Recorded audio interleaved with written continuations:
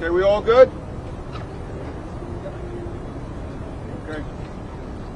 Thank you, everyone. Thank you for coming. I'm Benjamin Tucker, First Deputy Commissioner. I'm joined at the podium by Chief of Operations Harry Whedon, Assistant Chief Steve Hughes, Commanding Officer, Patrol Bureau, Manhattan South, Captain Edwards, Commanding Officer of the 17th Precinct, and Kevin O'Hanlon, Deputy Chief of Security for the United Nations. As well, beyond the folks joining me up here, I want to acknowledge the entire response team who helped bring this incident to a peaceful conclusion.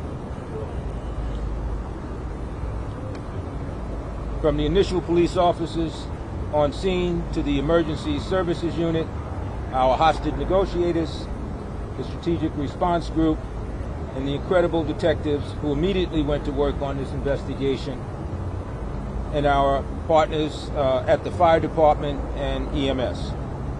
I also want to acknowledge the excellent collaboration we had with Mr. O'Hanlon and his team at the United Nations.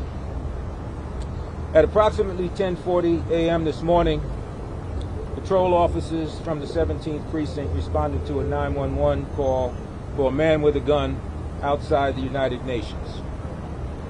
The call was made from within the UN.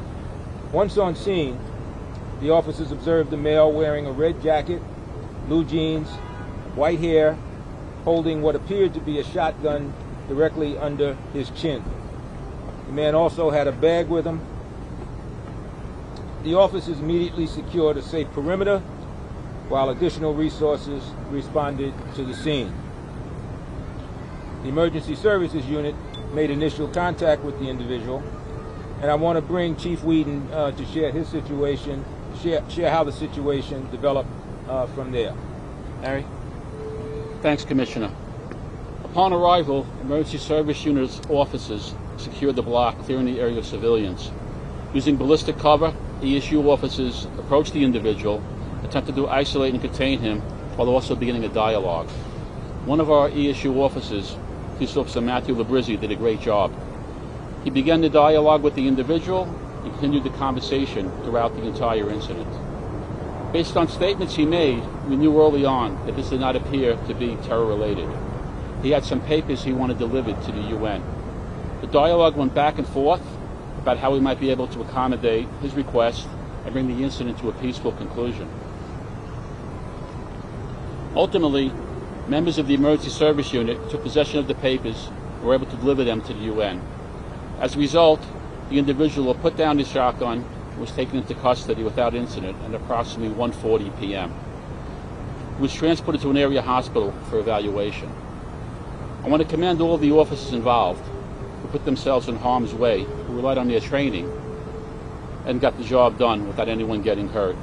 The officers of the emergency service unit trained for these exact situations, and I'm extremely proud of how they conducted themselves during this situation. I want to turn it back to Commissioner Tucker at this point. Thanks, Harry. So now let me update you on where we are with the investigation. The Detective Bureau got to work right away on this incident, as I mentioned. We're not going to identify the individual at this time, but I will say that he does not have a criminal record or criminal history, neither here in New York nor elsewhere around the country. I will say that he is originally from Florida. Florida? Florida. And in tracing his route to the UN, investigators determined he walked from a hotel on 44th Street, which he checked into yesterday. Detectives also learned there was a pickup truck connected to the individual parked outside the hotel.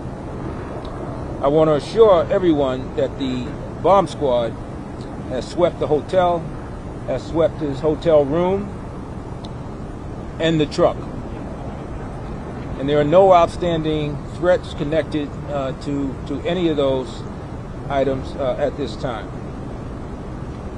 The investigation remains active and ongoing by the detectives, and charges are still pending. And just as I end here, and we take questions, I want to just say that when it comes to the way this situation was handled, it makes me proud. You know, these events unfold, and they can go in very different directions at any given time. But the officers who responded that I recognized a moment ago, our fire department was on hand, the EMS. The idea here and our hostage negotiators is to work together and to bring this to the kind of conclusion that we actually were able to get. And so, job well done to the members on scene, and Harry and your people. Questions? What's the name of the hotel, number one? Number two, what was the conversation? What was his issue with the UN? What was included in the papers? What were his concerns and his issues that brought him here? Well, it was the Millennium Hotel, and we can, Harry, maybe can talk a little bit about some of the issues. I think why here at the UN, I think it was an opportunity for him to get the attention he needed, and it worked. Okay. The paperwork there were a number of documents. They didn't have any specific meaning that was related to anything related to terrorism, but they were medical papers and some other documents. Nothing that told a story. There was no written note from him, so nothing in that regard. Was the gun loaded that he had? Harry? Yes, the gun was loaded. And what kind of weapon? The weapon was a shotgun, and it had one round in the shotgun. One shell was in there. How long had he been here in New York? Well, he was checked into the hotel yesterday, so as far as we can tell, he arrived here yesterday. From Florida, we believe. Does the suspect have any mental issue? I'm sorry? Does the suspect has any mental issue? Was he an EDP? Oh, well, we expect, I would suggest that it's fair to say that he had some issues, and so we sent him to the hospital for observation. So he didn't want the UN to do anything specific. He wasn't trying to. Essentially, he wanted the UN to receive his documents, which is ultimately what we agreed to do, was provide those documents to the UN, and he said if we could do that, he would put the gun down and end it, which is exactly what happened. But what were the medical documents? Is he sick? Is somebody in his family sick? Is he trying to save people in another country? Like, what was his issue? Well, we're looking into some of the names and some of the notations in those notes, so we can get some of those answers. We don't have those answers right now. Our detectives are following up, and that's part of the ongoing investigation. Well, Commissioner, would you say it's difficult to decipher exactly what his focus was here? Yeah, I think it's difficult. I think it's fair to say that we don't really know. You can't tell that from the documents. And Chief, do you have the make or model of the shotgun? And was it? You said one round. Was it buckshot? Was it birdshot? Was it a slug? It appeared to be a buckshot that was in there. The make and model I don't have, but we can get that to you later on, though. Chief, the officer who spoke to him, was he chosen for a particular reason? And how did he find common ground with the suspect? He's a member of our emergency service unit. Everyone in our emergency service unit is trained in hostage negotiation. We're initially, quite routinely, the first people on a job of this nature where they'll start the negotiations off. They'll be taken over by someone from HNT sometimes later on in the job. With this job, he says a good report with the mail that he kept doing it the whole time. How did he get that report? What were they talking about other than what was going on? Just kept telling them, we're here to help you, tell us your concerns, we'll try and get your concerns addressed. They kept talking along that vein of conversation with them, and it worked. At what point did that conversation start? Did it start right at the beginning of the standoff, or did it come within? I saw the Rook vehicle come in and get a little closer, so I'm wondering if one of those officers was the person that began to... No, the officer that had the conversation was the first responding officer from the emergency service unit that was on the scene. Was the man babbling when he was walking and talking to the He just kept talking that he wanted his documents looked at by someone in the UN, and if we got the documents looked at, he would surrender. What kind of time did you guys talk? 2 hours, 3 hours? It was at least 2 hours, at least.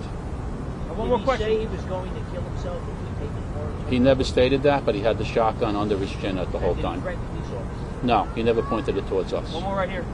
Is he arrested? Are there any charges against him? Charges are pending. Okay, folks, that's all we have right now. Thank you very much. What hospital? very Is much. he in Bellevue?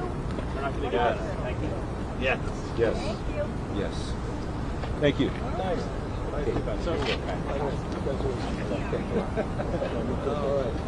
Remember the rule. You will. All right.